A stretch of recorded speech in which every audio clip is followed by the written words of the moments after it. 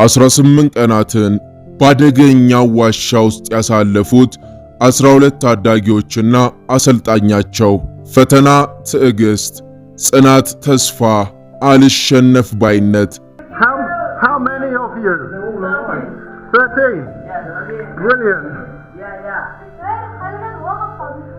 ሰላም ጤና ይስጥልን ክቡራትና ክቡራን በመላው ዓለም የምትገኙ የሙዳይ መዝናኛ ተከታታዮቻችን፣ በዛሬው ፕሮግራማችን በሰሜናዊ ታይላንድ በሚገኝ በጎርፍ በተሞላ አንድ ዋሻ ውስጥ ለ18 ቀናት ያለምንም ምግብና መጠጥ ላሳለፉት 12 ታዳጊ እግር ኳስ ስፖርተኞችና አሰልጣኛቸው አስገራሚ ታሪክ ይዘንላችሁ ቀርበናል። እስከ ፕሮግራማችን ማብቂያ አብራችሁን የምትዘልቁ ከሆነ ይህንን ተአምራዊ የሚመስል ክስተት ታዳጊዎቹንና የአሰልጣኛቸውን 18 ቀናት በሞትና በሕይወት በመኖርና በአለመኖር መካከል የነበረውን እልህ አስጨራሽ ትግል እናስቃኛችኋለን። አብራችሁን ሁኑ። በፈረንጆቹ አቆጣጠር በ2018 አጋማሽ በሰሜናዊ ታይላንድ በቺያንግራይ ግዛት በሚገኝ ታምሉዋንግናንግኖን በተሰኘ ዋሻ ውስጥ ነበር የዓለምን ቀልብ መሳብ የቻለ ድንገተኛ ክስተት የተፈጠረው። ዕድሜያቸው ከ11 እስከ 16 ዓመት የሚጠጋ 12 ታዳጊ እግር ኳስ ተጫዋቾችና የ25 ዓመት ወጣት ምክትል አሰልጣኛቸው በዕለቱ የነበራቸውን የልምምድ ክፍለ ጊዜ ካጠናቀቁ በኋላ ትጥቃቸውን ሸክፈው ብስክሌቶቻቸውን እያሽከረከሩ ወደዚህ ጥልቅና ረጅም ዋሻ ዘንድ ያመራሉ። እንደደረሱም ዕቃዎቻቸውን ዋሻው መግቢያ ደጃፍ ላይ አስቀምጠው ወደ ውስጥ 4 ኪሎ ሜትር ያህል የሚጠጋ ከዘለቁም በኋላ ብዙም ሳይቆዩ ከባድ አውሎ ነፋስ የቀላቀለበት ዶፍ ዝናብ ይዘንባል። በዚህም የተነሳ ረጅሙና ጥልቁ ዋሻ ከመግቢያ እስከ መውጫው በደቂቃዎች ውስጥ በከባድ ጎርፍ ተጥለቀለቀ።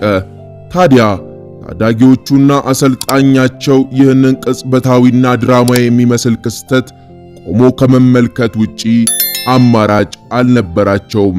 ዋሻው በዝናባማ ወቅት እስከ 5 ሜትር ወይም 16 ጫማ ከፍታ ድረስ ይሞላል።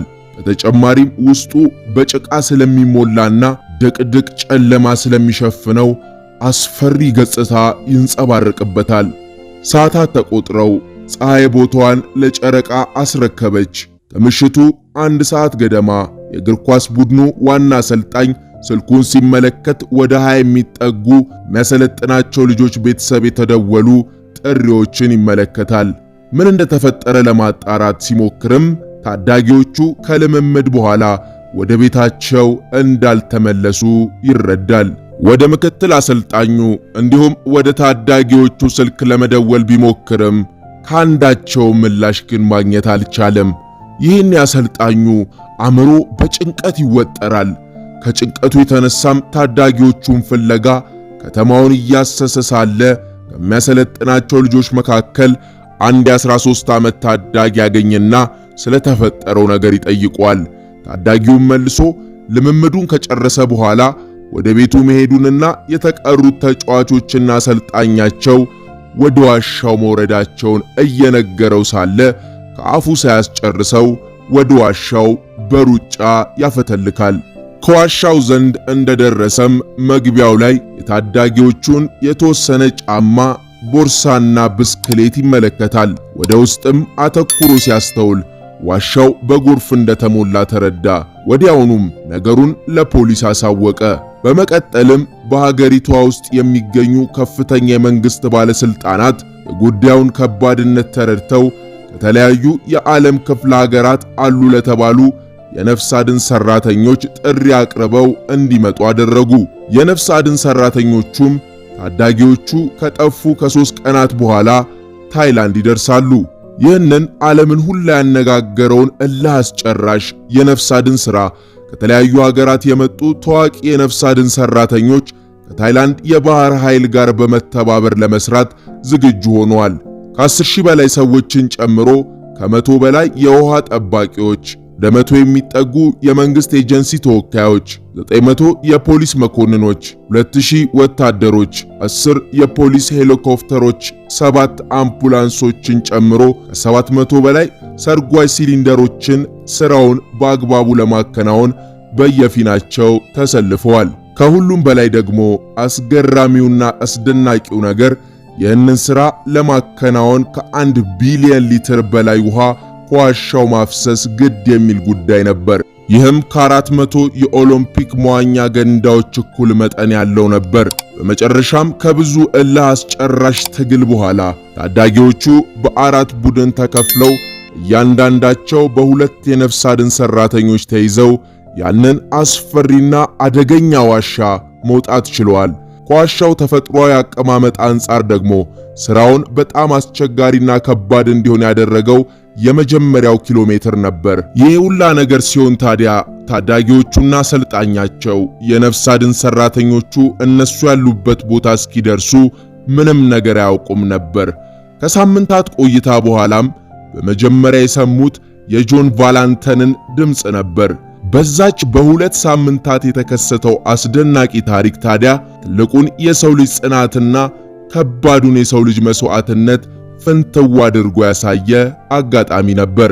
ከተለያየ የዓለም ክፍላት የተሰበሰቡ እነዚህ የነፍስ አድን ሰራተኞች በእውነትም ደፋርና ጀግኖች ነበሩ። እዛ አስቸጋሪና አደገኛ በድቅድቅ ጨለማ በተሞላ ዋሻ ውስጥ ሕይወታቸውን መስዋዕት አድርገው ለታዳጊዎቹ ሲሉ በመግባታቸው ትልቅ ክብር ይገባቸዋል። በዚህ አስገራሚ ታሪክ ዙሪያ አንዳንድ ዶክመንተሪዎችም ለመሰራት በቅተዋል። ዘ ሬስኪው የተሰኘ ዶክመንተሪ በናሽናል ጂኦግራፊ ተሰርቶ ለተመልካች ቀርቧል። በሌላ በኩል ደግሞ በፈረንጆቹ አቆጣጠር መስከረም 22 ቀን ኔትፍሊክስ የተሰኘው የፊልም ድርጅት 6 ክፍሎች ያሉት አጭር ተከታታይ ፊልም በዚህ ታሪክ ዙሪያ ለተመልካች አቅርቧል። ክቡራትና ክቡራን በመላው ዓለም የምትገኙ የሙዳይ መዝናኛ ተከታታዮቻችን ስለነበረን ጊዜ ላቅ ያለ ምስጋናችንን እያቀረብን በቀጣዩ ስራችን እስክንገናኝ ድረስ በያላችሁበት ሰናይ ጊዜ እንዲሆንላችሁ እንመኛለን።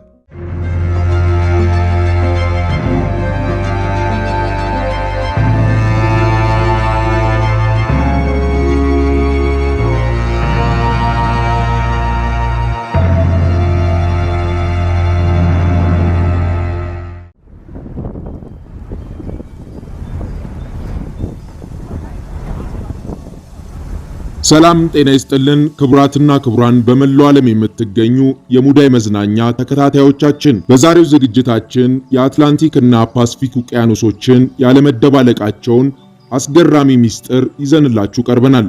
እስከ ፕሮግራማችን ፍጻሜም አብራችሁን የምትቆዩ ከሆነ የእነዚህን 2 ውቅያኖሶች ጥልቅና ትንግርታዊ ምስጢር በስፋት የምናስቃኛችሁ ይሆናል። ቻናላችንን ሰብስክራይብ አድርገው ስራዎቻችንን ከወደዱ ላይክ እና ሼር በማድረግ ቤተሰብ እንዲሆኑ እንጋብዛለን። አብራችሁን ሁኑ። በዓለማችን ላይ ከሚገኙ አስገራሚ የተፈጥሮ ግሩምነት ከምንመለከትባቸው ፍጥረታት መካከል በሰፋፊ የውሃ አካላት ላይ ማለትም በወንዞች፣ ሐይቆች፣ ባህሮችና ውቅያኖሶች ላይ የሚገኙ ለየት ያሉ ክንዋኔዎች ተጠቃሾቹ ናቸው። በእነዚህም የውሃ አካላት ላይ ከሚፈጠሩ አስደናቂና ለማመን የሚከብዱ ሁነቶች መካከል ከተለያየ አቅጣጫ መጥተው አንድ ላይ ከሚገናኙ ወንዞች፣ ሐይቆች፣ ውቅያኖሶችና ባህሮች መካከል የማይቀላቀሉ ልክ እንደ ውሃና ዘይት ሳይዋሃዱ ለየብቻቸው የሚፈሱ ወይም የተንጣለሉ የውሃ አካላትን በዓለማችን ላይ በሚገኙ የተወሰኑ ቦታዎች ላይ እናስተውላለን።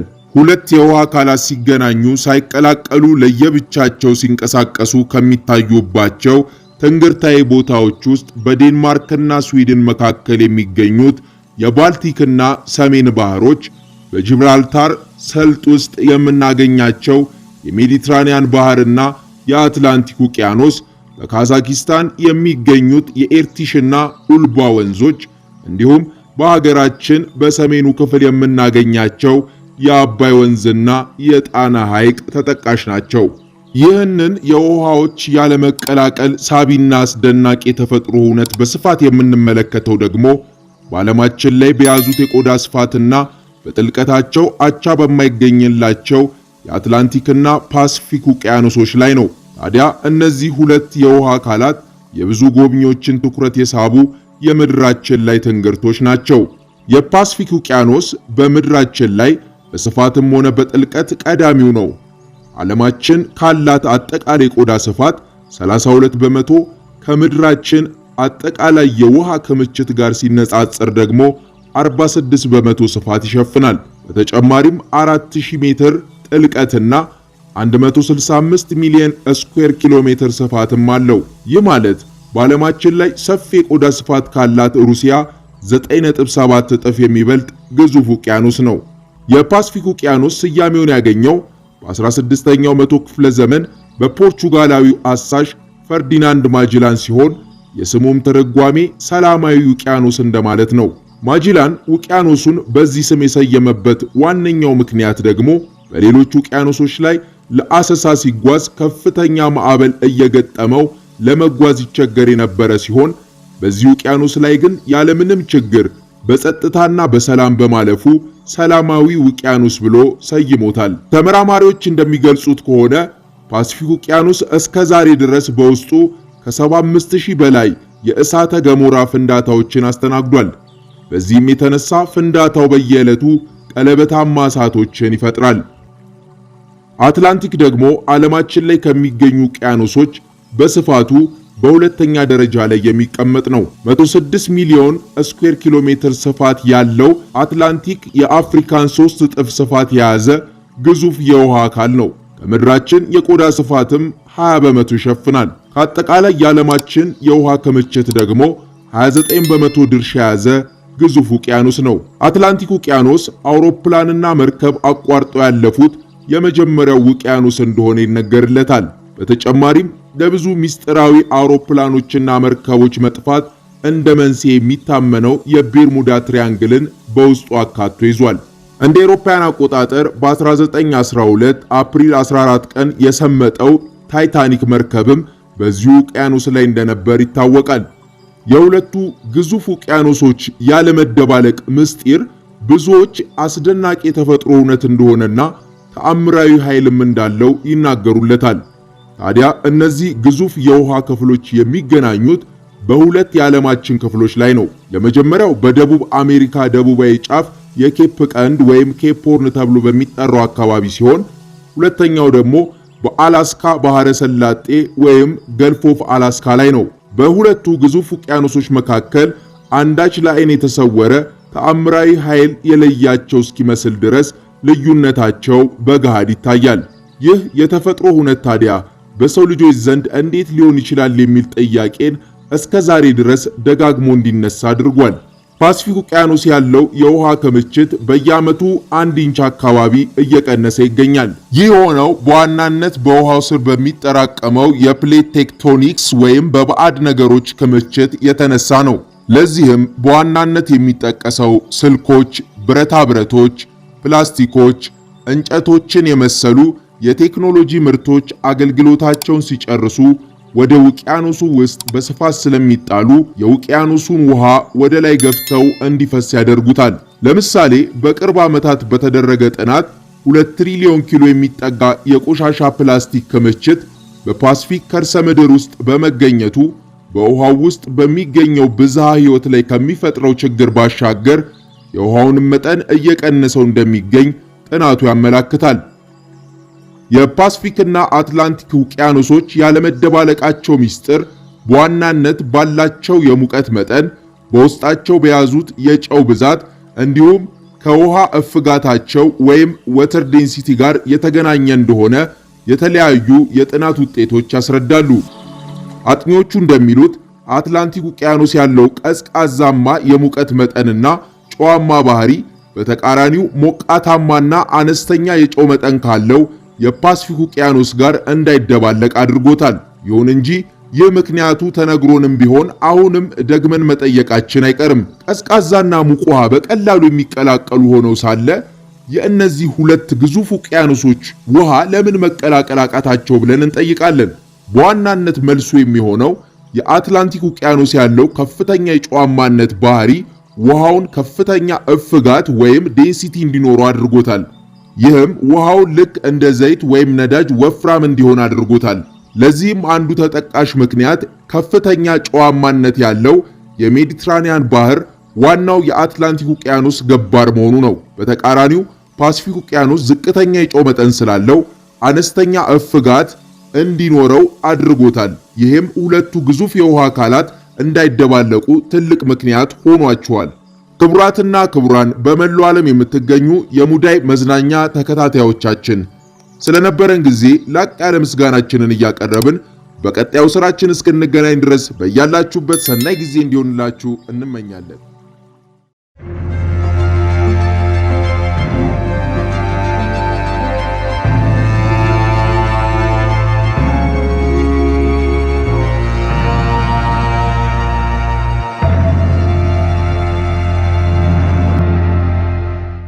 ሰላም ጤና ይስጥልን ክብራትና ክብራን በመላው ለምትገኙ የሙዳይ መዝናኛ ተከታታዮቻችን እንደምን ቆያችሁን? አብዛኞቻችን ከልጅነታችን አንስቶ እንጦሮጦስ የሚለውን ቃል ስንሰማ ኖረናል። ታዲያ ይህ ነገር ምንድነው? እውነት እንጦሮጦስ የሚባል ቦታ አለ? ቻናላችንን ሰብስክራይብ አድርገው ሾዎቻችንን ከወደዱ ላይክ እና ሼር በማድረግ ቤተሰብ እንዲሆኑ እንጋብዛለን። እስከ መሰናዳችን ማብቂያ አብራችሁን ሆናችሁ የዚህን ሚስጥራዊ የሆነ ስፍራ ምንነቱ እንድትከታተሉ ጋብዘናል። ብላክ ሆል ወይም እንጦሮጦስ አንዳንዴም ደግሞ ጸሊም ጉድጓድ ወይም ጥቁር ጉድጓድ ምን ማለት እንደሆነ ለማብራራት ከባድ ቢሆንም በተለያዩ ጊዜያት ከተለያየ ቦታ በተገኙ ማስረጃዎች መሰረት እንጦሮጦስ የተሰኘው ቦታ የስበት ኃይሉ በጣም ከፍተኛ ከመሆኑ የተነሳ አንድ ወደ ውስጥ የገባ አካል ለዘላለም ፈጽሞ የማይወጣበት እድሜያቸውን የጨረሱ የከዋክብት መቃብር ሲሆን አንድ ብላክ ሆል ከ50 ቢሊዮን ፀሐዮች በላይ ሰልቅጦ አየው የሚል አይደለም።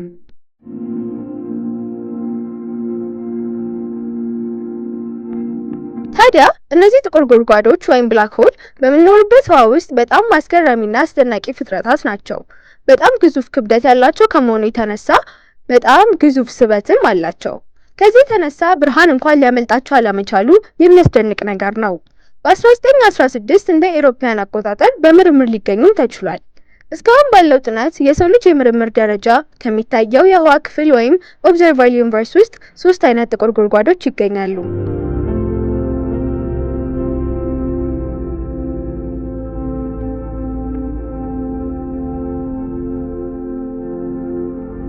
የመጀመሪያው ስቴላር ብላክ ሆል ጥቃቅን ጥቁር ጉድጓዶች ይሰኛል። ኮከብ ከልጅነት እስከ እርጅና ዘመን ድረስ በውስጧ ሃይድሮጅንን እያቀጣጠለች ትኖራለች። ይህ መቀጣጠል የሚፈጠረው የጨረር ግፊት የኮከቧን የወደ ውስጥ ስበት ግፊት ወደ ውጪ መቋቋም ኮከቧ ክብደቷን ጠብቃ ተረጋግታ እንድትኖር ይረዳታል። ኮከብ 90 እድሜዋን ሃይድሮጅንን በማቃጠል ስትኖር ያላት ሃይድሮጅን ወደ ሂሊየም አመድ ሲለወጥ እንደ ክብደቷ መጠን የተለያየ የእርጅናና ሞት አይነት ውስጥ ታሳልፋለች። ለምሳሌ አንዲት ኮከብ ክብደቷ 3 የፀሐይን ክብደትና ከዚያ በታች ከሆነ ሃይድሮጅኗ ተቀጣጥሎ ሲያልቅ ሰውነቷ የመካከለኛው ኮር በጣም ከባድ ይሆናል። ያ ቀላል በሆነ ሃይድሮጅን የተያዘው ስፍራ አሁን ከባድ በሆነው በሂሊየም ይተካል። ይህ ደግሞ ስበት እንዲጨምር ያደርጋል። የሚቀጣጠል ሃይድሮጅን ስለሌለው ወደ ውጪ የኮከቧ ግፊት በቀላሉ የወደ ውስጥ ስበት ይሸፍናል።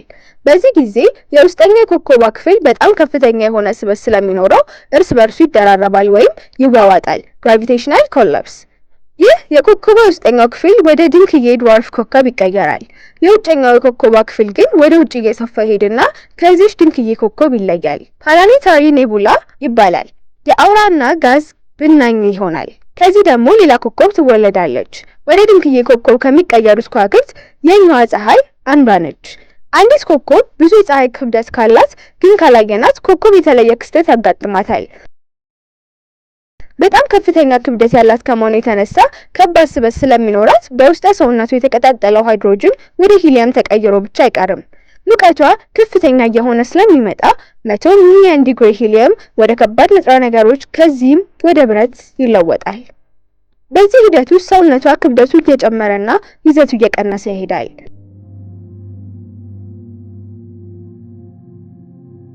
የውስጠኛው ክፍል ስበቱ ከፍተኛ እየሆነ በመምጣቱ የተነሳ ኮከቧን ራሷን ትለውጣለች።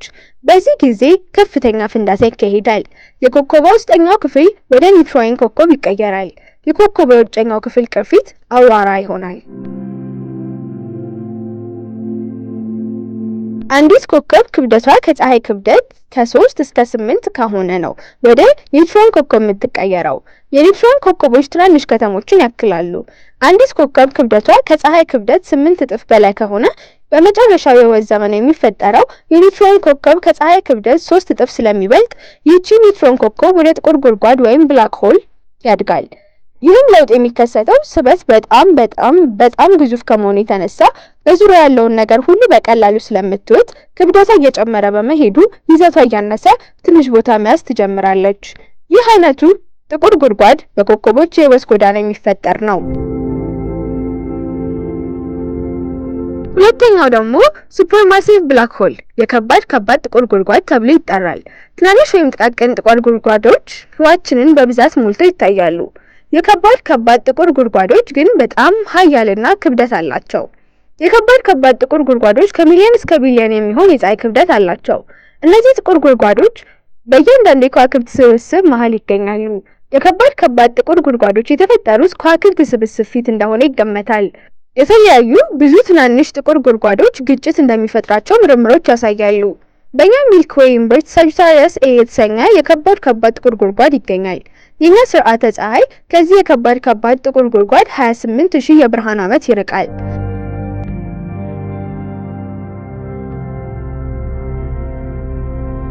የመጨረሻው ደግሞ ኢንተርሚዲየት ብላክ ሆል መካከለኛ ክብደት ጥቁር ጉድጓድ ይባላል። እነዚህ ደግሞ የሚፈጠሩት የኮከብ ክምችት በተከታታይ ሲጋጩ ነው። ጥቁር ጉድጓዶች እንደ ሌሎች ከዋክብት በቀላሉ ሊታዩ አይችሉም። በቀጥታ ሳይሆን በተዘዋዋሪ መለየት ግን ይቻላል። በዙሪያቸው የሚሳቡት አቧራና ከዋክብት ስለሚታዩ ጥቁር ጉድጓዶች መኖራቸው ይታወቃል። አንዳንድ ጊዜ ቁስ አካላት ወደ ጥቁር ጉድጓድ ተስበው ሲቀርቡ የክስተት አድማስ ሳይደርሱ ወደ ውጪ በከፍተኛ አንጻራዊ ፍጥነት ይወረወራሉ። ጥቁር ጉድጓድ ባትታይም ይህ የተወረወረው ቁሳዊ አካላዊ ፍንጣሪ በርቀት ይታያል። የጥቁር ጉድጓድ የአፋፍ ድንበር የክስተት አድማስ ሲሆን ማንኛውም ነገር ለምን ብርሃን አይሆንም ሊያመልጥ አይችልም።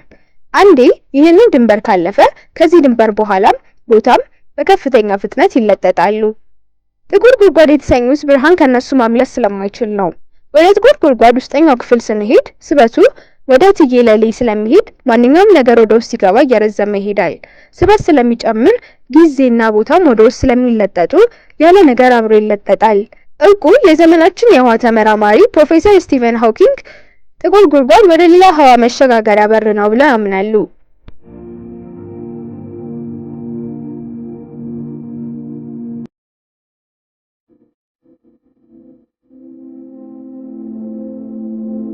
ክብራትና ክብራን በመላው ለምትገኙ የሙዳይ መዝናኛ ተከታታዮቻችን ስለነበረን ጊዜ ላቅ ያለ ምስጋናችንን እያቀረብን ተመሳሳይ ስራዎቻችንን ለማግኘት ቻናላችንን ሰብስክራይብ አድርገው እንዲከታተሉ እንጋብዛለን።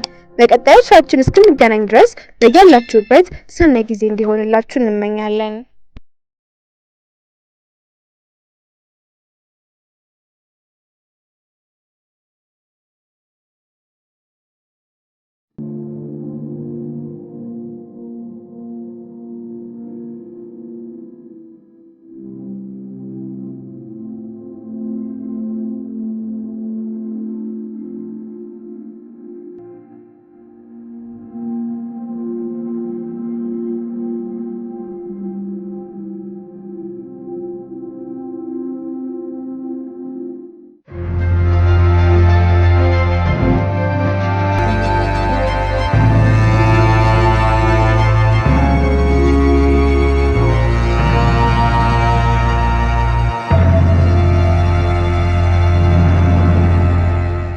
ሰላም ጤና ይስጥልን ክብራትና ክብራን በመላው ለምትገኙ የሙዳይ መዝናኛ ተከታታዮቻችን እንደምን ቆያችሁን? ኳንተም ፊዚክስ ስለ ፈጣሪ ምን ይላል የሚለው ርዕስ አከራካሪ መሆኑ የማይካድ ሀቅ ነው። ታዲያም ይህንን አስመልክተን ከምናውቀው በጥቂቱ ልናጋራችሁ ወደድን። ቻናላችንን ሰብስክራይብ አድርገው ስራዎቻችንን ከወደዱ ላይክ እና ሼር በማድረግ ቤተሰብ እንዲሆኑ እንጋብዛለን። እስከ መሰናዷችን ማብቂያም አብራችሁን ሆናችሁ የዚህን ጥያቄ ምላሽ እንድታገኙ ጋብዘናል። ኳንተም ፊዚክስ ማለት የርዝመት መጠን፣ የአቶሚክ እና የሰብአቶሚክ ኢነርጂ ክስተቶች ላይ በሚያተኩር ሜካኒካል ቲዮሪ ላይ የተመሰረተ በመሆኑ ለቀደሙት ጽንሰ ሐሳቦች አዲስ ህይወት በመስጠት አሁን ጊዜ ያለፈበት ነው ተብሎ ይታሰባል። ለዚህ ሳይንስ ምስጋና ይግባውና ሁሉም ነገር ፍጹም በአተሞች የተገነባ ሲሆን ይህም በተራው ደግሞ ቅንጣቶች ተብለው ከሚጠሩ ጥቃቅን ክፍሎች የተሰሩ ናቸው። አተም በድምሩ 99.9% ኃይል ያቀፈ መሆኑ ይታወቃል። ይህ ማለት ቀሪው 0.01 ቁስ ነው ማለት ነው። በሌላ አነጋገር አተሞች ከሞላ ጎደል ንጹህ ኢነርጂ ናቸው። ይህም ብዙ ምሁራን አጽናፈ ዓለማችን እንደምናውቀው ጉልበት ነው ብለው እንዲገምቱ አድርጓቸዋል።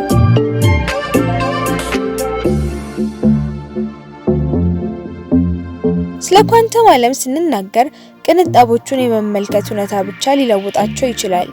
ይህ የሚያሳየው ስሜታችንና ሐሳባችን ቅንጣቶች ላይ ተጽዕኖ ሊያሳድሩ እንደሚችሉ ያሳያል። ይህ ማለት ሐሳቦች በኳንተም ደረጃ ላይ ያለውን ሁኔታ የመገንባትና የመቅረጽ ችሎታ አላቸው።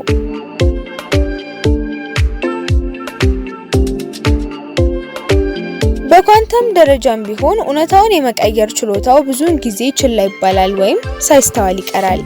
ምናልባት እኛ ስንጠቀምበት ከቁጥጥር ውጪ ሊሆን ይችላል። ይህ በጣም አስደሳች ነው፣ ምክንያቱም ይህ እምነት የበርካታ ባህሎች አካል ነው እና እንዲሁም ብዙዎቹ ችላ የምንላቸው ክስተቶች ከውስጥ ህሊናችን ሂደቶችና ክሮች ጋር የተገናኙ ናቸው። ሰዎች ይህንን ሁኔታ ችላ ቢሉትም አእምሯችን ኃይለኛ ነው። ስለሆነም ሐሳቦቹ አንዳንድ ሁኔታዎችን ወደ ህይወታችን በመግነጢሳዊ መንገድ የመሳብ ችሎታ አላቸው። ይህ የሆነበት ምክንያት እንደ ኳንተም ፊዚክስ በምናስበውና በሚሰማን ያለው አንድነት በሐሳባችን በተሰራ ኤሌክትሮማግኔቲክ ህትመት በኳንተም መስክ ላይ ተጽዕኖ የማድረግ ችሎታ ነው።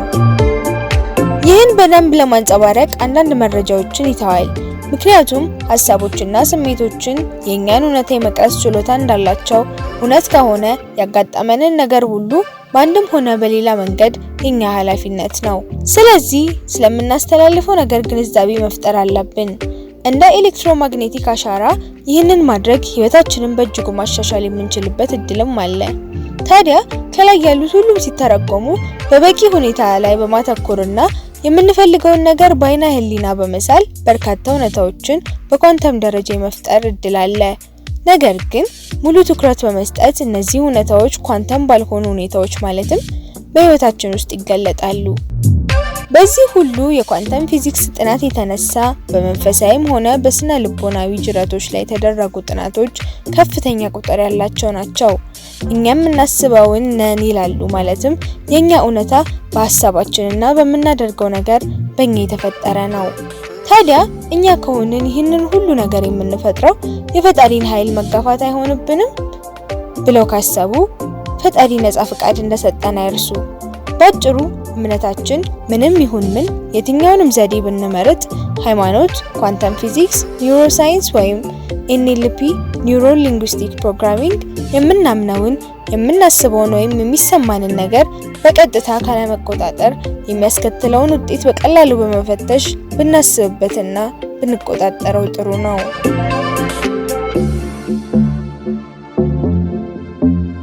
ክብራትና ክብራን በመላው ዓለም የምትገኙ የሙዳይ መዝናኛ ተከታታዮቻችን ስለነበረን ጊዜ ላቅ ያለ ምስጋናችንን እያቀረብን ተመሳሳይ ስራዎቻችንን ለማግኘት ቻናላችንን ሰብስክራይብ አድርገው እንዲከታተሉን እንጋብዛለን። በቀጣዩ ስራችን እስክንገናኝ ድረስ በያላችሁበት ሰናይ ጊዜ እንዲሆንላችሁ እንመኛለን።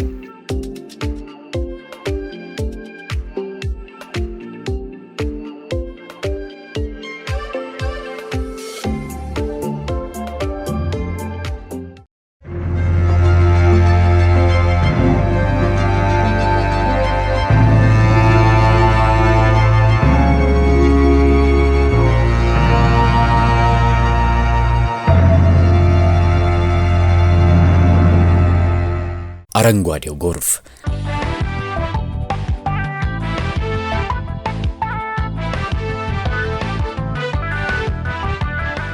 ሰላም ጤና ይስጥልን። ክብራትና ክብራን በመላው ዓለም የምትገኙ የሙዳይ መዝናኛ ተከታታዮቻችን እንደምን ቆያችሁን?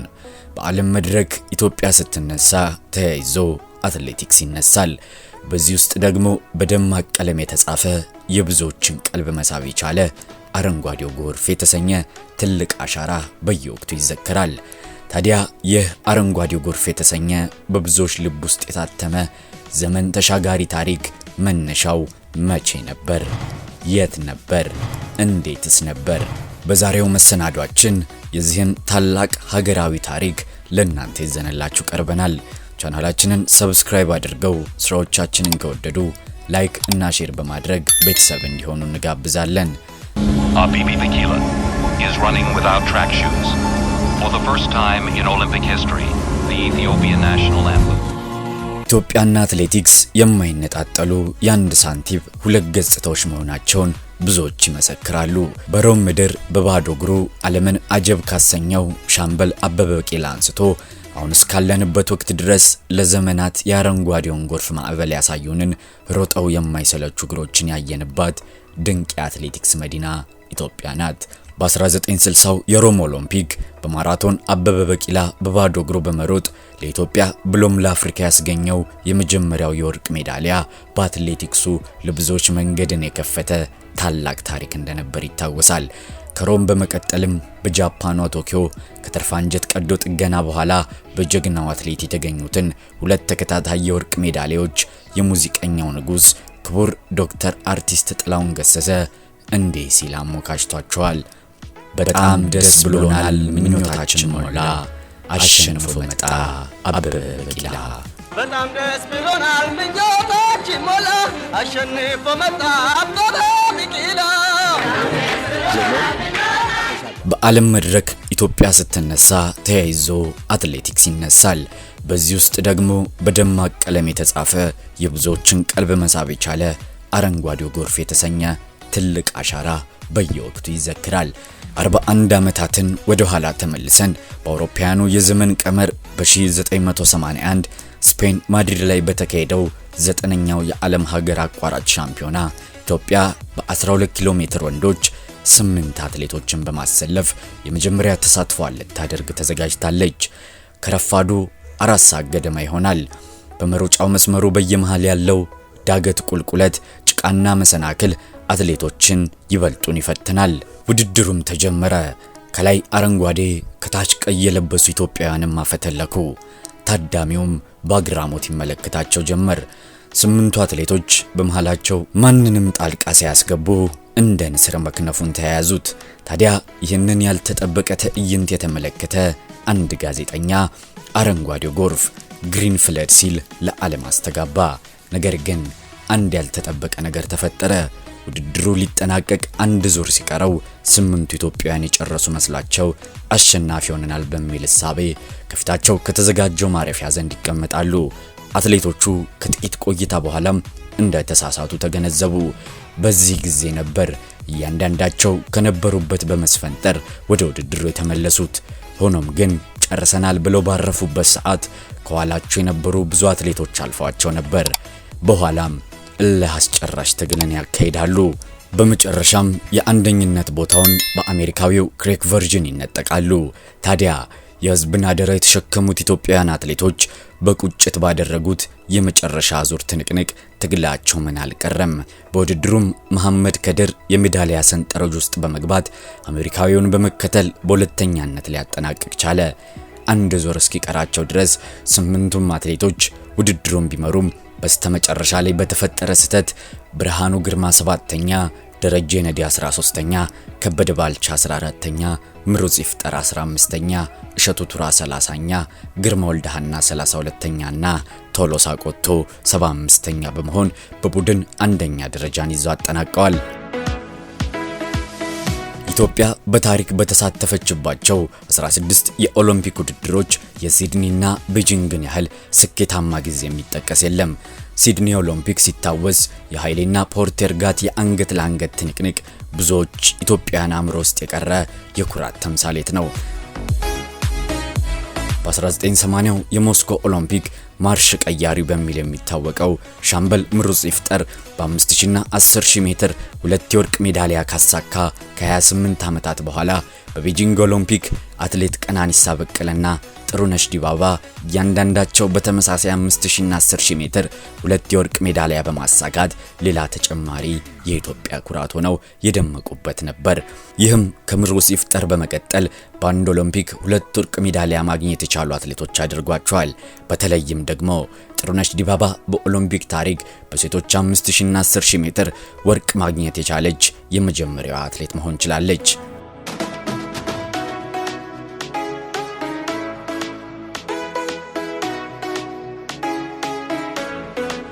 በዓለም አቀፉ የአትሌቲክስ ፌዴሬሽን ማህበር የበላይነት በሚመራው የዓለም አትሌቲክስ ሻምፒዮና ዛሬ 41 ዓመት በፊንላንድ ሄልሲንኪ አህዱ ተብሎ ከተጀመረበት ጊዜ አንስቶ አሁን እስከ ደረስንበት የቡዳፔስቱ ሻምፒዮና ድረስ ኢትዮጵያ በርካታ ታሪኮችን በደማቁ አረንጓዴ ቢጫ ቀይ ቀለም አትማለች።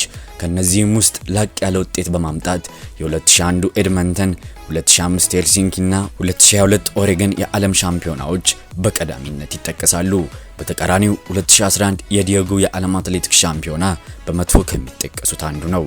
በዚህም መድረክ ኢትዮጵያ በወንዶች 10000 ሜትር በኢብራሂም ጀላን አማካኝነት ብቸኛውን የወርቅ ሜዳሊያ አግኝታለች።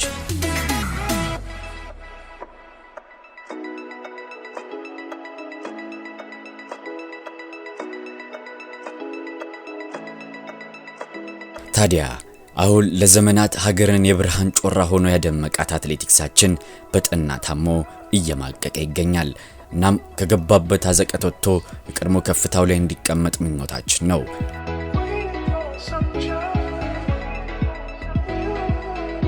ክቡራትና ክቡራን በመላው ዓለም የምትገኙ የሙዳይ መዝናኛ ተከታታዮቻችን ስለነበረን ጊዜ ላቅ ያለ ምስጋናችንን እያቀረብን ተመሳሳይ ስራዎቻችንን ለማግኘት ቻናላችንን ሰብስክራይብ አድርገው እንዲከታተሉ እንጋብዛለን።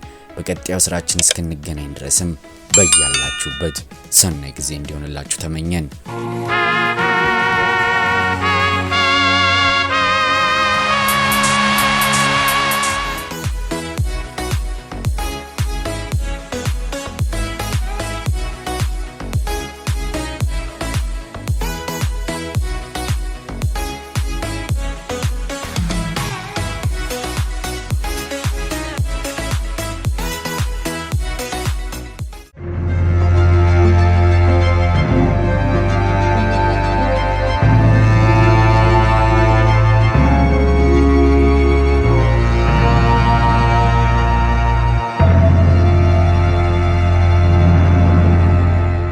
የሁሉም የነዳጅ ምርቶች የችርቻሮ መሸጫ ዋጋ ማስተካከያ ስትራቴጂ ተግባራዊ ሆነ።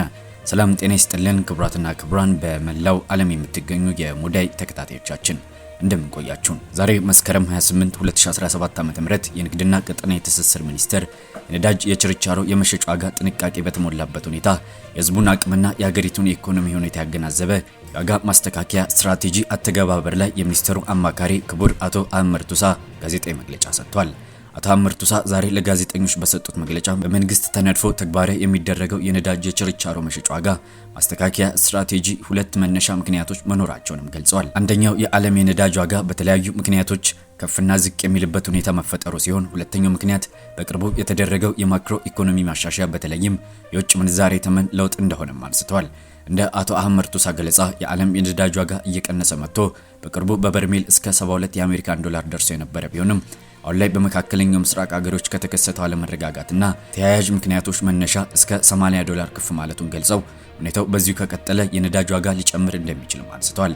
አቶ አህመድ አያይዘውም እንደተናገሩት ዛሬ ላይ የአዲስ አበባ የነዳጅ ችርቻሮ መሸጫ ዋጋ ቤንዚን 82 ብር ከ60 ሳንቲም ሲሆን ናፍጣ በሊትር 83 ብር ከ74 ሳንቲም መሆኑን ገልጸው አሁን ባለው የውጭ ምንዛሬ ተመን መነሻ ነዳጅ ከውጭ ገዝቶና ተጓጉዞ በኢትዮጵያ ገበያ ለመሸጥ ዋጋው እስከ 120 ብር በሊትር ሊደርስ እንደሚችልም ገልጿል። አዲሱ የነዳጅ የችርቻሮ መሸጫ ዋጋ ማስተካከያ ስትራቴጂክ በተጠቀሱበት ምክንያቶች መነሻ ተጠቃሚው ህብረተሰብ ላይ የሚደርሰውን ኢኮኖሚ ጫና ለመቀነስ ትልቅ ድጎማ እንደሚደረግበትና አብዛኛው ሸክም በተለይም ነጭ ናፍጣና ኪሮሲን ላይ 80 በመቶ የሚሆነው ጭማሪ ልዩነት መንግስት የሚደጉም ሲሆን ዝቅተኛውን 20 በመቶ የሚሆነውን ደግሞ በስትራቴጂው መሰረት ተጠቃሚው ህብረተሰብ እንዲከፍል የሚደረግ ነው ብሏል አቶ አህመድ አያይዘውም በቤንዚንና በአውሮፕላን ነዳጅ ላይ 75 በመቶ በመንግስት ጥቅል ድጎማ የሚደረግ ሲሆን ዝቅተኛውና 25 በመቶ የሚሆነው ተጠቃሚው እንዲሸፍን የሚደረግ ስትራቴጂክ ነው ብሏል።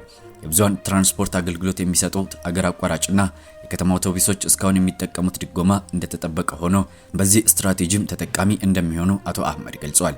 ይህ የነዳጅ የችርቻሮ መሸጫ ዋጋ ማስተካከያ ስትራቴጂክ ዓለም አቀፍ የገበያ ዋጋ ሁኔታና በነዳጅ አምራች ሀገሮች ያለው ያለመረጋጋት በዚሁ ከቀጠለ የነዳጅ ውጤቶች የችርቻሮ መሸጫ ዋጋ ግንባታ ስትራቴጂው ለአንድ ዓመት ሊቆይ እንደሚችልና ለድጎማም መንግስት እስከ 300 ሚሊዮን ብር እንደሚያወጣም አንስተዋል። በዚህም መሰረት በአዲስ አበባ ከተማ ተግባራዊ የሚደረገው አዲሱ የነዳጅ ውጤቶች የችርቻሮ መሸጫ ዋጋ ቤንዚን በሊትር 91 ብር ከ14 ሳንቲም፣ ነጭ ናፍጣ 90 ብር ከ28 ሳንቲም፣ ኪሮሲን 90 ብር ከ28 ሳንቲም፣ ቀላል ጥቁር ናፍጣ 100 ብር ከ20 ሳንቲም፣ ከባድ ጥቁር ናፍጣ 97 ብር ከ67 ሳንቲም፣ የአውሮፕላን ነዳጅ 77 ብር ከ76 ሳንቲም መሆኑን የንግድና ቀጠናዊ ትስስር ሚኒስቴር ዛሬ ባወጣው መግለጫ አመላክቷል።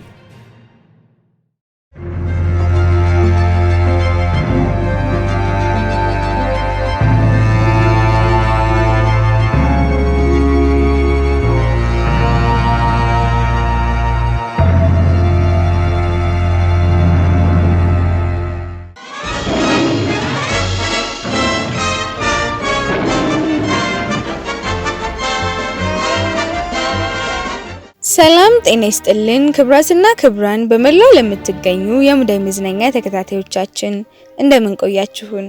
ይህች አይጥና ይሄ ድመት የ83 ዓመት አዛውንት እንደሆነ ያውቁ ኖሯል? ያላወቁ እንደሆን በዛሬው ፕሮግራማችን ድፍን 8-10 ዓመታትን ያስቆጠሩትና የብዙዎቻችንን ልጅነት ያሳመሩልንን ድመቱ ቶምና አይጧ ጄሪን ይዘንላችሁ ቀርበናል።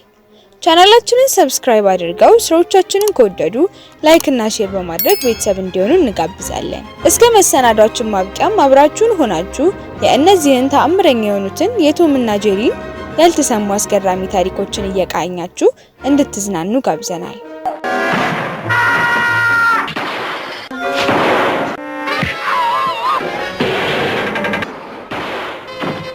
በህፃናትም ሆነ በአዋቂዎች ዘንድ እጅግ ተወዳጅነት ያተረፈው እንዲሁም ዘመን ተሻጋሪ የሆነው የቶምና ጄሪ ፊልም እንደ አውሮፓውያን አቆጣጠር በ1940 የካቲት 10 ቀን የአሜሪካ ዜግነት ባላቸው በዊሊያም ሃናና ጆሴፍ ባርቤራ አስቂኝ ዘውግን ተላብሶ ተወለደ።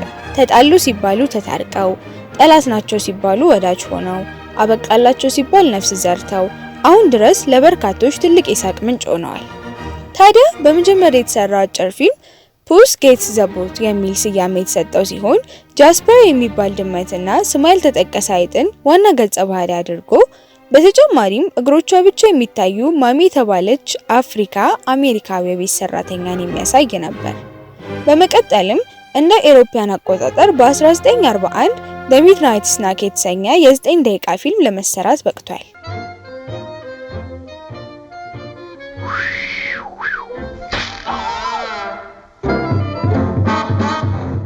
ጃስፐር እና ጂንክስ ተብለው ይጠሩ የነበሩት ድመትና አይጥ በአኒሜተር ጆን ካር ጥቆማ ስማቸው ተለውጦ ቶም እና ጄሪ ተብለው መጠራት ጀምረዋል። ከዚህም አዲስ ከወጣላቸው ስም ጋር ተያይዞ ጆን ካር በወቅቱ $50 ተሸላሚ ነበር። ቶም እና ጄሪ ፊልም ከተጠነሰሰበት ቀን ጀምሮ አሁን እስከደረሰበት ጊዜ ድረስ ከ70 በላይ ገጸ ባህሪያትን ፈጥሮ በሁለቱ ባላንጣዎች ፍልሚያ መካከል እንደ ማጣፈጫጫው ጣል ጣል እያደረገ ተመልካቹን ሲያዝናና ቆይቷል። እንደ አውሮፓውያን አቆጣጠር በ1970ዎቹ ጠብና ሁከት ይበዛበታል፣ በተጨማሪም ተንኮል የሚያስተምረው ስለዚህም ለህፃናት አይሆንም በሚል ምክንያት በቴሌቪዥን እንዳይታይ ተከልክሎ እንደነበር የታሪክ ድርሳናችን ያሳያል።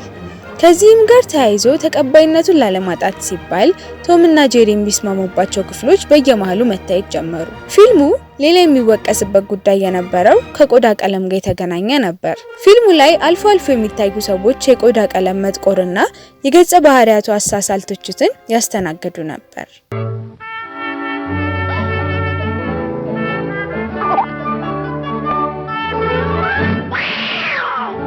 ሃና እና ባርቤራ ከ1940 እስከ 1957 በ1924 ለተመሰረተ የአሜሪካ የሚዲያ ኩባንያ ለሆነው ለኤምጂኤም 114 ከ6 እስከ 10 ደቂቃ የሚሆኑ ተከታታይ ፊልሞችን ደርሰው አቅርበዋል። ከእነዚህም ፊልሞች መካከል 13ቱ ለምርጥ አኒሜሽን አጭር ፊልም የአካዳሚ አዋርድ ታጭተው 7ቱ ማለትም 1943፣ 1944፣ 1945፣ 1946፣ 1948፣ 1952 እና 1953 የተሰሩት ማሸነፍ ችለው ነበር። በሰዓቱም አንድ ነጠላ ፊልም ለመስራት ከ5 እስከ 6 ሳምንታትን ይፈጅ የነበረ ሲሆን $50,000ንም ያስወጣ ነበር።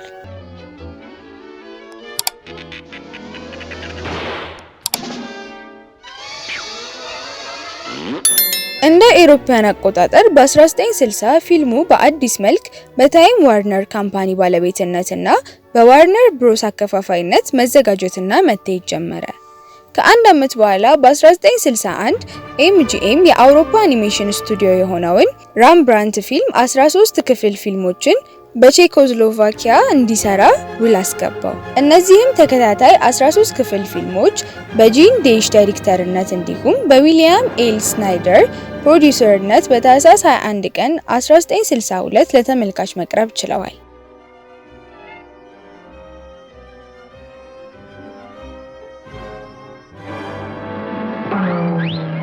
በፈረንጆቹ አቆጣጠር በ2016 አንድ የግብጽ ከፍተኛ ባለስልጣን በካይሮ ዩኒቨርሲቲ ባደረጉት ንግግር በመካከለኛው ምስራቅ ለተፈጠረው ሁከትና ጽንፈኝነት ተጠያቂው ቶም እና ጄሪ የተሰኘው ፊልም ነው ማለታቸው በወቅቱ አነጋጋሪና አስቂኝ ጉዳይ ነበር። በተመሳሳይ እንደ አውሮፓውያን አቆጣጠር በ2018 የኢራን ከፍተኛ የሃይማኖት መሪ የሆኑት አያቶላህ አሊ ካሚኔ አሜሪካ እስላማዊ ሪፐብሊክን ለመምታት የተለያዩ ፖለቲካዊ፣ ኢኮኖሚያዊ፣ ወታደራዊና የፕሮፓጋንዳ ስራዎችን ሞክራለች።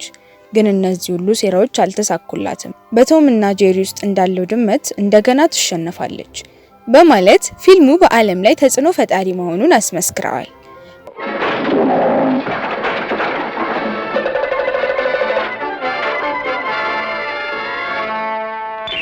በቅርቡ በ2021 1 ሰዓት ከ41 ደቂቃ ርዝማኔ ያለው እንደ ግሬስ ሞርስ፣ ሚካኤል ፔና፣ ኮሊን ጆስ ያሉ ታዋቂ ፊልም አክተሮችን ያካተተ መቼቱን አሜሪካ ኒውዮርክ ላይ ያደረገ ፊልም ለተመልካች ቀርቦ እንደነበር የቅርብ ጊዜ ትውስታ ነው። ይህ ፊልም በቦክስ ኦፊስ በአጠቃላይ 132.8 ሚሊዮን ዶላር ገቢን አስገብቷል።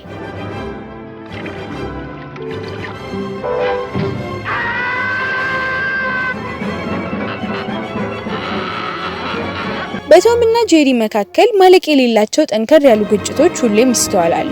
ነገር ግን ሌላ ሶስተኛ አካል መጥቶ ችግር በሚሆንባቸው ሰዓት ከአልማዝ የጠነከረ ጥንካሬን ተጎናጽፈው እጅና ጓንት በመሆን ጠላታቸውን ድል ይነሳሉ። ይህም ባህሪያቸው ብዙዎች የኢትዮጵያን ሕዝብ ባህሪ ተላብሶ የሰሩ ያስመስላቸዋል። የውጭ ጠላት ሲመጣ አንድ በመሆን ይመክታሉ። በተቃራኒው ጠላትን ካባረሩ በኋላ እርስ በርሳቸው መጋጨት ይጀምራሉ ሲሉ ይደመጣሉ። በዚህም ምክንያት ብዙ የፊልም አፍቃሪዎች እውነተኛው ጓደኛ በችግር ጊዜ ከጎን የሚቆምና እርዳታ የሚሰጥ ነው፣ ቶም እና ጄሪ ያስተማሩን ይህንን ነው ሲሉ ይደመጣሉ። ታዲያ በብዙዎች ደም ስር ድረስ መዝለቅ የቻለው ቶም እና ጄሪ እነሆ ዘንድሮ 83 ዓመቱ ላይ ይገኛል።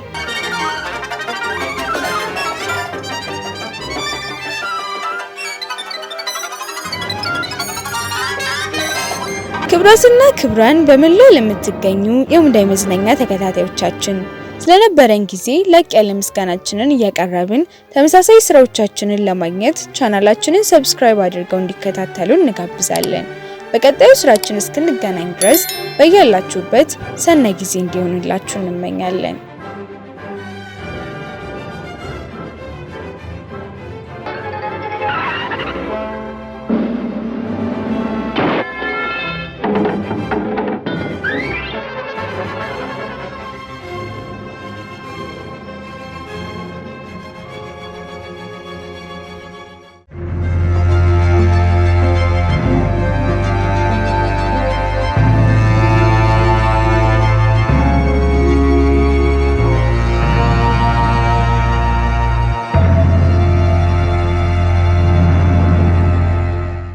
ሰላም ጤና ይስጥልን ክቡራትና ክቡራን በመላው ዓለም የምትገኙ የሙዳይ መዝናኛ ተከታታዮቻችን እንደምን ቆያችሁን? በዛሬው መሰናዶችን ከንስሐ አባቷ ኑዛዜን ደብቃ በቁም ስለተላችሁ ሴት አጭር ታሪክ እናስቃኛችኋለን። ቻናላችንን ሰብስክራይብ አድርገው ስራዎቻችንን ከወደዱ ላይክ እና ሼር በማድረግ ቤተሰብ እንዲሆኑ እንጋብዛለን። ውድ ተከታታዮቻችን እስከ መሰናዶችን ፍጻሜ አብራችሁን እንድትሆኑ በአክብሮት ጋበዝን። በክርስትና አስተምሮት ውስጥ ለሰው ልጆች ኃጢአት ቤዛ የሆነው ኢየሱስ ክርስቶስ ዓለም ላይ የሰውን ሥጋ ለብሶ በኖረበት ወቅት ራሱ መርጦ የመንጋ እረኞች እንዲሆኑ ለሾማቸው ቅዱሳት ሐዋርያት በአክብሮት የሰጣቸው ስልጣነ ክህነት ከኃጢአት ማሰሪያ የሚፈታ አመፀኞችንም የሚያስር ቦታና ጊዜ የማይወስነው ረቂቅ ስልጣን ነው። ስልጣኑን የሰጣቸው ራሱ ባለቤቱ በማቴዎስ ወንጌል ላይ እንዳስቀመጠው የመንግስት ሰማያት መክፈቻን እሰጥሃለሁ፣ በምድር የምታስረው ሁሉ በሰማያት የታሰረ ይሆናል፣ በምድርም የምትፈታ ሁሉ በሰማያት የተፈታ ይሆናል ብሎ እንደተናገረው ኢየሱስ ክርስቶስ ከድንግል ማርያም ከስጋዋ ስጋን ከነፍሷ ነፍስን ነስቶ የሰውን ስጋ ለብሶ ወደዚህ ምድር በተመላለሰበት ወቅት የሰውን ልጅ ከጥፋት ይድን ዘንድ የድህነት በር ከሆኑት ውስጥ አንዱ ንስሐ እንደሆነ የኦርቶዶክስ ተዋሕዶ ቤተክርስቲያን ትሰብካለች። በተጨማሪም እንዲህ እያለች ስለ ንስሐ ታስተምራለች። ንስሐ ወደ እግዚአብሔር መመለስ ነው። ኃጢአት ሲሰሩ ከመኖር ይልቅ ከእግዚአብሔር ጋር መኖርን መሻት ነው። የአእምሮም መታደስ ነው። የእግዚአብሔርን መንግስት ለመውረስ የሚያስችል ወደ መንግስት እግዚአብሔር የሚያስገባም ቁልፍ ነው።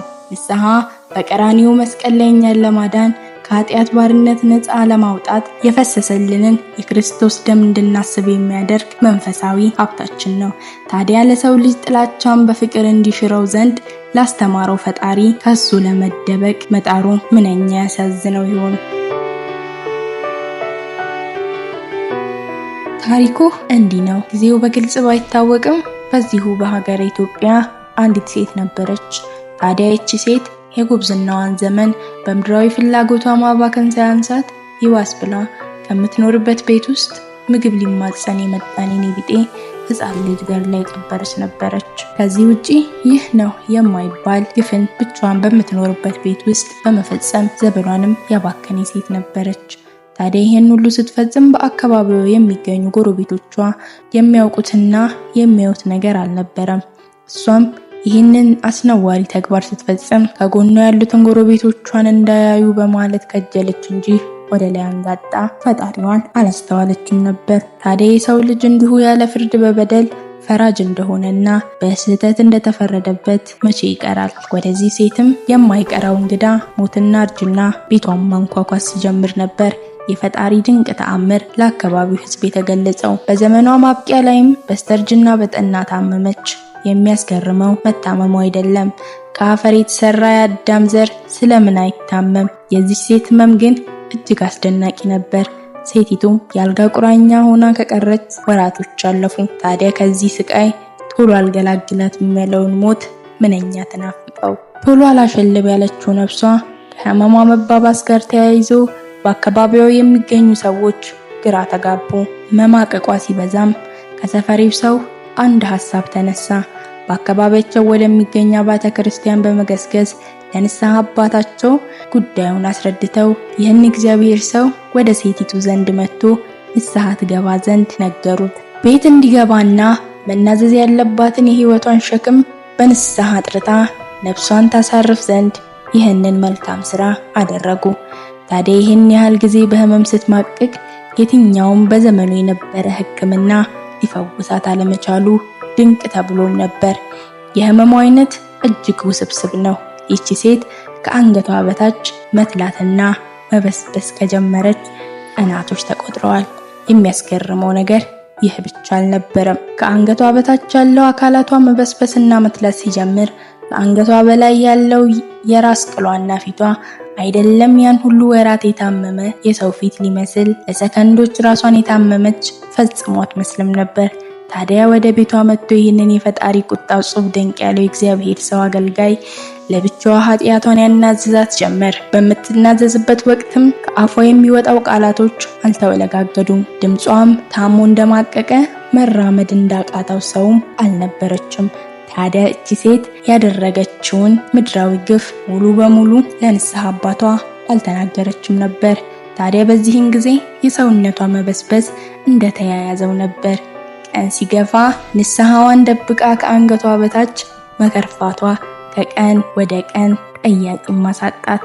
ነገ ትሙት ዛሬ እያሉ ሲጠባበቁ እሷ ግን ወይ ፍንክች። ለካስ ይህ የእግዚአብሔር ሰው በቤቷ መጥቶ ኃጢአቷን እንድትናዘዝና ነፍሷ በሰላም ታርፍ ዘንድ ሲማጸናት፣ ሴቲቱ ግን ኃጢአቷን እየሸራረፈች እየደበቀች ነበር የምትናገረው። በዚህን ጊዜ ይባስ ከነፍሷ እየሸተተች አካላቷም ከረጅም ጊዜ በኋላ ተዘግቶ እንደተከፈተ መካነ መቃብር ይከረፋ ጀመር።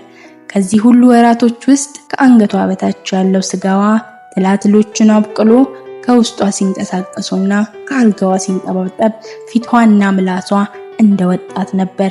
የሚያስደንቀው የፈጣሪ ስራ ንስሐን ማጓደል ምን እንደሚያስከትል በሴቲቱ ሊያስተምረን መሻቱ ምንኛ ይደንቅ።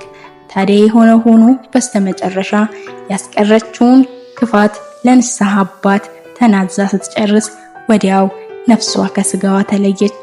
ይህንን የፈጣሪ ተአምር በዚች ሴት ቤት ውስጥ የተመለከቱት አባት የፈጣሪን ተአምር የድህነት መንገድ ንስሐን ከበደል እንታጠብበት ዘንድ ሲሰብክ ኖረ። ክቡራትና ክቡራን በመላው ዓለም የምትገኙ የሙዳይ መዝናኛ ተከታታዮቻችን ስለነበረን ጊዜ ላቅ ያለ ምስጋናችንን እያቀረብን ተመሳሳይ ስራዎቻችንን ለማግኘት ቻናላችንን ሰብስክራይብ አድርገው እንዲከታተሉን እንጋብዛለን። በቀጣዩ ስራችን እስክንገናኝ ድረስ በያላችሁበት ሰናይ ጊዜ እንዲሆንላችሁ እንመኛለን። ትዝታ ለገሰ ነበር።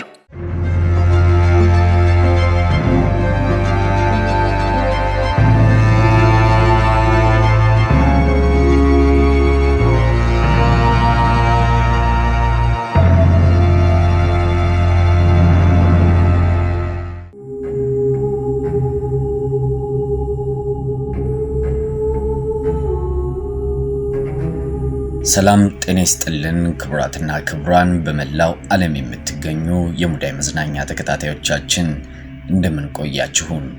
ዩፎ እና ኤሊያንስ እየተባሉ የሚጠሩት ግራ አጋቢ ፍጡራን በምድራችን ላይ እንዳሉ ያምናሉ? በተለያዩ ፊልሞች፣ ተረቶች፣ ልቦለዶች አለያም ደግሞ በአፈ ታሪኮች ውስጥ የእነዚህን አስገራሚ ፍጡራን ታሪክ ሰምተው ሊሆን እንደሚችል ተስፋ እናደርጋለን። ቻናላችንን ሰብስክራይብ አድርገው ስራዎቻችንን ከወደዱ ላይክ እና ሼር በማድረግ ቤተሰብ እንዲሆኑ እንጋብዛለን። ውድ ተከታታዮቻችን የእነዚህን በመኖርና ባለመኖር መካከል ያሉ ፍጥረታትን አስገራሚ ታሪኮች እንዲሁም ያለውን እውነት ማወቅ የምትፈልጉ ከሆነ ያው ይዘንላችሁ ቀርበናል። ከእናንተ የሚጠበቀው እስከ መሰናዷችን ማብቂያ አብራችሁን መቆየት ብቻ ነው። That's not our LNS though, is it? It's not. That is the LNS, yeah. Well, if there's a... Look at that thing! It's rotating. ዩፎ ምንነታቸው ያልታወቀ በራሪ አካላት ወይም unidentified flying objects። ከስማቸው እንደምንረዳው የሰው ልጅ በዘመኑ ተመራምሮ ምንነታቸውን እንኳ በቅጡ መረዳት ያቃተው ግዑዝ በራሪ አካላት ሲሆኑ ዩፎዎች በአማርኛ ትርጉም ባዕድ የሆኑ በራሪ አካላት ሊባሉ ይችላሉ። ታዲያ እነዚህን በራሪ አካላት ማን የሚቆጣጠራቸው የሚለው ጥያቄ ሲነሳ ምላሹ የሚሆነው ኤሊያንስ የሚለው ነው። ባለፉት ጊዜያት በዘልማድ የሰው ልጅ ጠላት ተደርገው የሚወሰዱት ኤሊያንስ አሁን ላይ ግን የሰው ልጅ ጠባቂ ናቸው ሲባል ሹክሹክታ ይሰማል። ብዙ ጥናቶች ከሚያወጧቸው ውጤቶች መካከል የሰው ልጅ አልተረዳቸውም እንጂ ኤሊያንስ የሰውን ልጅ የሚወዱና ሰላሙንም የሚከተሉ ፍጥሯን ናቸው እየተባለም ነው። እነዚህ ምንነታቸው ያልታወቀ ፍጥረታት በጥንት ግብፃውያን ዘመን ወደ ምድራችን ይመጡ እንደነበር እና ከግብፃውያን ፈርዖኖች ጋርም በሱሜሪያን ቋንቋ ይግባቡ እንደነበር በተጨማሪም ሰዎችንም በጉዲፈቻ መልክ ይወስዱ እንደነበር በዛን ዘመን የተጻፉ የግብፃውያን መጽሐፍት ይናገራሉ። The camera for me. Shall I get the camera? What? The other camera. Where is it? It's control. Get out control. Hurry up, it's moving. I've got it.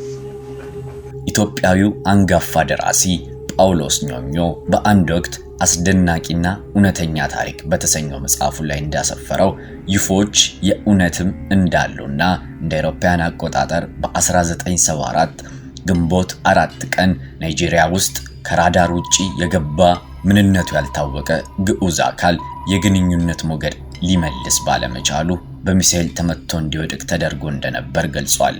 የወደቀውም አካል መሃሉ ላይ ሉል የመሰለ ክንፍ ሲኖረው ዙሪያውም ዲስክ የመሰለ ክፍል ነበረው። ርዝመቱ 30 ሜትር ነበር። በሩ በሚከፈት ሰዓት ሁለት ቁመታቸው 1 ሜትር ከ50 ሴንቲሜትር ያልበለጡ መልካቸው አረንጓዴ የሆነ ጭንቅላታቸው በመጠን ግዙፍ ፍጥረታት ማለትም ኤሊያንስ እያለን የምንጠራቸው ሊገኙ እንደቻሉ አብራርቶ ገልጿል።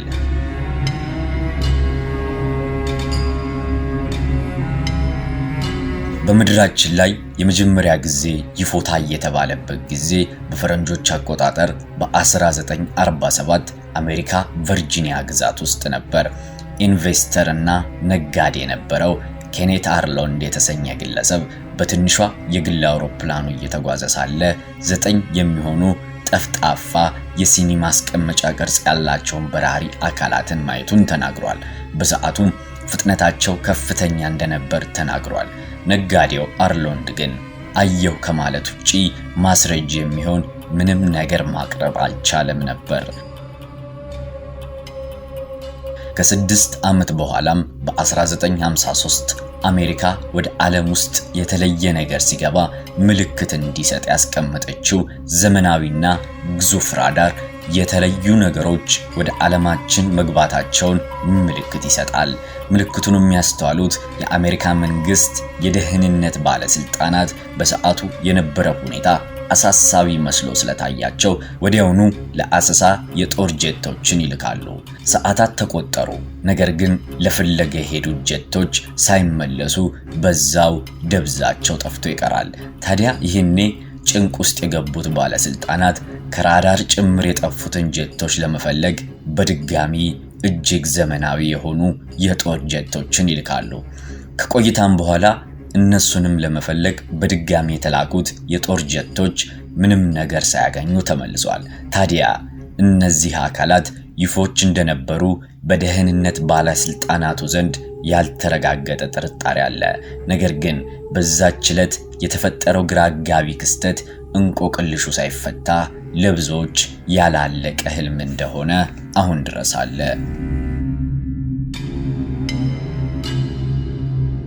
እንደ አውሮፓውያን አቆጣጠር በ1989 አውሮፓዊቷ ሀገር በሆነችው በቤልጅየም ሰማይ ላይ ብዙ ሰዎች ዩፎ ማየታቸውን ተናግረዋል። በወቅቱም የቤልጅየም መንግስት እነዚህን በሰማይ ላይ ሲንሳፈፉ የነበሩ ፍጥረታትን ለመምታት ቢሞክርም ተሰውረው ሳይሳካለት መቅረቱን ታሪክ ሹክ ይለናል። ዓለም ላይ አሉ የተባሉ ታላላቅ የመገናኛ ብዙሃን ስለ ዩፎችና ኤሊያንስ ከሚነግሩን ውጪ በአሜሪካ ህዝብ ባህል ውስጥ በስፋት በአፈ ታሪክነት የሚነገሩ አካላት መሆናቸው ይታወቃል። ከዛም በዘለለ በአንዳንድ የታሪክ ድርሳናት ላይ ሰፍረው ይገኛሉ። በምድራችን ላይ ለብዙ መርከቦችና አውሮፕላኖች መጥፋት እንደ መንስኤ የሚታመነው የበርሙዳ ትራያንግል ወይም ሰይጣናዊው ሶስት ማዕዘን ለእነዚህ ፍጥረታት መኖሪያ ቦታ እንደሆነ ይነገራል። ታዲያ በአሁን ዘመን ካሉ ተጽዕኖ ፈጣሪ ሳይንቲስቶች መካከል አንዳንዶች ኤሊያንስ የሰው ልጅ ፈጣሪና አምላክ ሳይሆኑ አይቀሩም ሲሉ ይደመጣሉ። አንዳንዶችም ደግሞ ይህ የዩፎና ኤሊያንሶች ጉዳይ ያደጉት ሀገራት የፖለቲካና ስነ ልቦናዊ ጨዋታ እንጂ አንዳችም እውነት የሆነ ነገር እንደሌለው ሐሳባቸውን ይገልጻሉ። ውድ አድማጭና ተመልካቾቻችን እናንተስ ስለነዚህ ፍጥረታት ምን ታስባላችሁ? እውነት በዓለማችን ላይ ወይም በህዋ ውስጥ አሉ ብለው ያስባሉ? ሐሳባችሁን በኮመንት አጋሩን። በተጨማሪም እንድናቀርብላችሁ የምትፈልጉትን ሐሳብ ካለ አሳውቁን። ክቡራትና ክቡራን በመላው ዓለም የምትገኙ የሙዳይ መዝናኛ ተከታታዮቻችን ስለነበረን ጊዜ ላቅ ያለ ምስጋናችንን እያቀረብን ተመሳሳይ ስራዎቻችንን ለማግኘት ቻናላችንን ሰብስክራይብ አድርገው እንዲከታተሉ እንጋብዛለን። በቀጣዩ ስራችን እስክንገናኝ ድረስም በያላችሁበት ሰናይ ጊዜ እንዲሆንላችሁ እንመኛለን።